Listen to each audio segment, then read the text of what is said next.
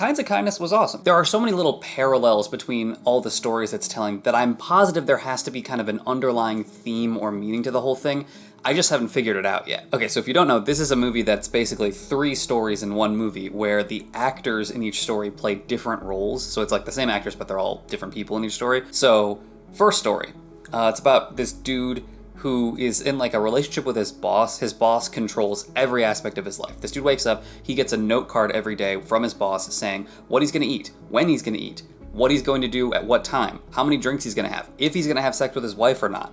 So literally the boss is dictating every aspect of this dude's life, and in exchange, the boss is sort of showering the dude and his wife with gifts and like pays for their house and all that kind of stuff. So this dude is like completely controlled essentially. And the movie opens with his boss requesting that he kill a man. This guy has agreed to be killed, so it's not really murder, but still the dude is like, no, I don't think I'm gonna do that. And so then the boss is like, okay, well then I'm not gonna fuck with you anymore. He cuts this dude off, and then the dude like spirals out of control. Like all of a sudden it's like his life has no meaning. He's struggling to like figure out a reason to do any of it. He is like instantly scraping and clawing to get back in the boss's good graces. And eventually he gets into a relationship with Emma Stone's character, and through like a big chain of events, he finds a note card from the boss in her purse and realizes that the boss is replacing him with her. And so out of desperation, he ends up committing the murder. And then that story ends with him like tearfully embracing the boss again. The second story was the most interesting, but also the one I think I understood the least. So a policeman's wife is lost at sea and eventually makes her way back home, but when she gets back home, her preferences have completely switched. Like things that she used to hate, now she loves, and it's like little tiny details that make you think, maybe this is a different person, but the husband starts getting more and more suspicious that it's not actually his wife who came back. He's more and more determined that his wife is basically like an imposter. And at the same time, his wife is getting more and more worried about him, thinking this behavior is like really unusual from him, and gets more and more dedicated and devoted to proving that she is his wife. So eventually the dude stops eating, insisting that this lady is not his wife, and he says that the way that she can prove her devotion is by cutting off one of her fingers and serving it to him for dinner, basically. And so she does that, but the thing is, that actually convinces him even more that that's not his wife. He's like, dude, she cut off her finger, like my wife would not have done that. So it all escalates to the point where he says, okay, if you cut out your liver and serve it to me, I'll believe you're my wife. So she does it, she cuts her liver out, and she dies, and she's laying there dead in the living room, and then the husband comes in, sees it, and then the doorbell rings, and he opens the door, and his actual wife is there. And they like tearfully embrace, and that's the end of the story. I have so many questions about this because again, I kind of feel like I sort of understand what they're trying to say. It was really interesting that they made all the little like differences between how his wife used to be and how she is now so minor that you're almost not sure if the husband is over exaggerating, but then some of them are specific, like her shoes don't fit anymore. She comes back and all of a sudden she can't fit into any of her shoes. She used to hate chocolate, but she comes back and now she loves chocolate. And you're like, no, I kind of see what he's saying, but at the same time, like she was stuck on an island for several months. Maybe that's just kind of what happens. So it does a really good job of playing with your sense of like who is actually right, and you get to the point where you're pretty sure the husband is just fucking crazy, and then all of a sudden his real wife shows back up at the end and throws the whole wrench into everything you thought you knew about it. I have so many questions about this one, like so many little details that I feel like I haven't fully comprehended yet. Like, what is the point of the dog speech that Emma Stone's character gives? And what is up with the repeated use of the line, "Isn't it wonderful?" And what about the flashback to her on the island that shows her eating a person? Like, what is the significance of that? And how does it play into her husband licking the wound of the guy he shoots in the middle of this story? There's so many questions. I feel like I don't know. I feel like I just haven't understood this one yet. But I'm going to. Eventually I will figure this out. Okay, so then the third story is about a woman who's part of a cult. It's like a sex cult, and they're really obsessed with purity and being non-contaminated. And they're also looking for this like prophesied messiah of a young woman who can actually raise the dead. And so Emma Stone is working on behalf of this cult to go around and basically find this mythical girl. And she's also kind of torn between her work for the cult and also like the past life that she had with her husband and their daughter. And she goes and visits her ex-husband, and he like drugs and sexually assaults her. And then she goes back to the cult, but now because of that, they deem her impure and they excommunicate her. So then she becomes obsessed with getting back in the cult's good graces, and she decides, okay, if I can find this mythical woman, they'll have to let me back in. So she locates this girl, and she proves that the girl actually can raise the dead. She literally like takes the girl to a morgue and has her raise this dude from the dead, and then she's speeding back in her car to like bring the girl to the cult, and she crashes into a telephone pole and kills the girl who can raise the dead. And that's how the story fucking ends. I feel like that one is the one I understood the most. It was just kind of a fucked up story about somebody who feels ashamed for something that's like not even their fault really, but because the people that they love value purity so much, she'll basically destroy herself to get back in their good graces. It was really depressing, but also interesting. Okay, wait. I'm kind of just starting to piece this together. I think this movie is about being so desperate for someone's love that essentially you'll destroy yourself to be with them. And it kind of ties into, okay, I didn't really mention this when I talked about the second one, but I sort of tangentially talked about it. But there's this point in the second story where I keep wanting to say Emma Watson. Emma Stone's character comes back from the island, and she's talking about how when she was on the island was actually ruled by dogs who kept the humans as pets and fed them chocolate because the dogs couldn't eat chocolate, and so that was like the thing that they had available. And before she came to the island, it was like established that she hated chocolate, but when she comes back, she loves it. And she's like, yeah, you kind of learn to love it because it's better to rely on something that's constantly available instead of waking up starving every morning.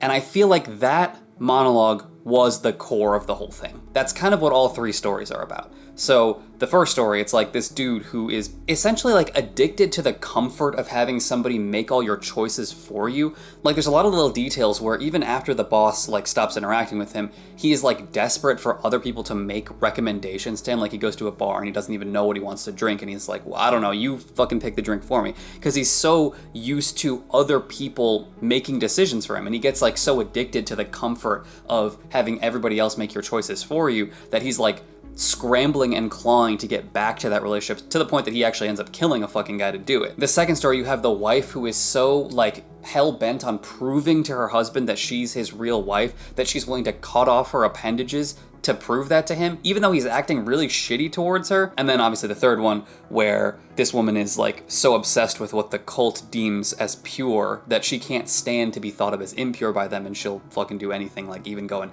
essentially kidnap a woman and bring her back so that they'll, you know, accept her again. So yeah, overall, like, really interesting. Structured in a very interesting way. I loved the idea of the same actors playing different characters in each of the stories. I thought that was super cool.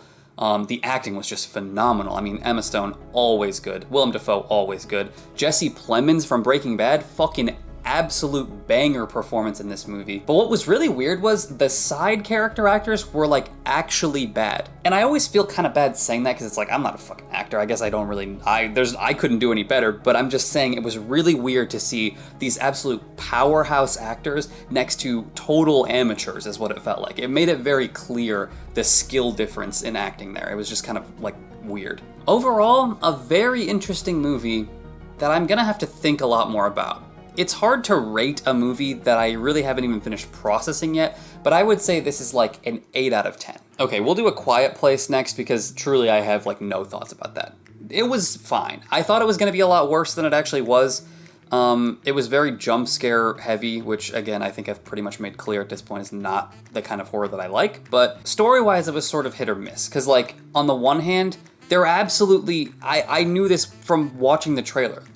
I feel like the entire allure of A Quiet Place, the first one, was that the apocalypse had already happened and that you were stepping into a world that had already kind of sunk into its premise, basically. Like the aliens had completely taken over and it was just like a couple straggling survivors, basically. That was the cool factor of the world and story of the original one. I don't know that there was an origin story to tell here. The origin story for these aliens is they fucking came to Earth in a bunch of meteors and then they started ravaging New York City and a bunch of populated areas, and then people immediately realized, oh wait, they can't actually fucking see you, so as long as you don't make sound, then you're good. The movie wasn't about them figuring that out, which I guess may have been slightly interesting. It was like the same premise and setup as the first movie, it was just there were more people and it was like earlier in time. I don't really necessarily know there was a story at the beginning of this timeline is what I'm trying to say. With that said, the main character was kind of interesting. She has terminal cancer, and as soon as they revealed that, I was like, well, that's going to be really interesting. Like, how are you going to give this movie any stakes? Because if I had terminal cancer and then the fucking apocalypse started, I'd just be like, yeah, I think I'm done. I think I'm pretty much just good. But she wasn't really consumed with the desire to survive as much as she just wanted a piece of pizza from Harlem, because turns out like that was a thing that she and her dad used to do, was get pizza, and like now he's dead, and so almost like as her one last thing for being alive, she kind of just wants to go and get a piece of pizza. So weirdly, instead of trying to survive, by making her motivation getting a piece of pizza, they actually improved what I thought her motivation was going to be. She had a very adorable cat that she was bringing with her, and I was very happy to find that the cat survived the whole thing. I would have been very angry at this movie if they killed the cat. Yeah, I really don't have anything else to say about it. It was extremely bland, and that's it.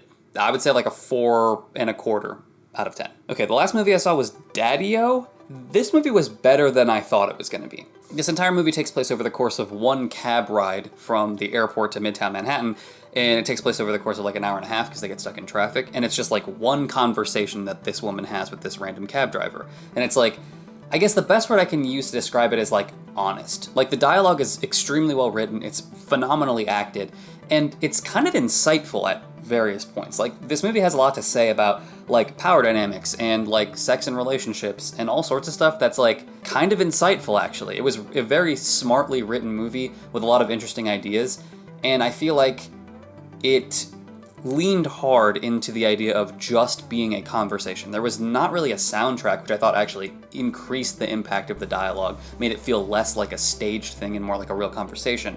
And yeah, it was just pretty interesting, honestly. I can't even really describe the plot of the conversation. The bare bones story is like this lady is essentially in an affair with a married man, and she's like talking about the dilemmas that's brought about with this cab driver, and then she sort of starts looking more and more into her own past and realizing that like elements of things that she went through are sort of informing her decisions now.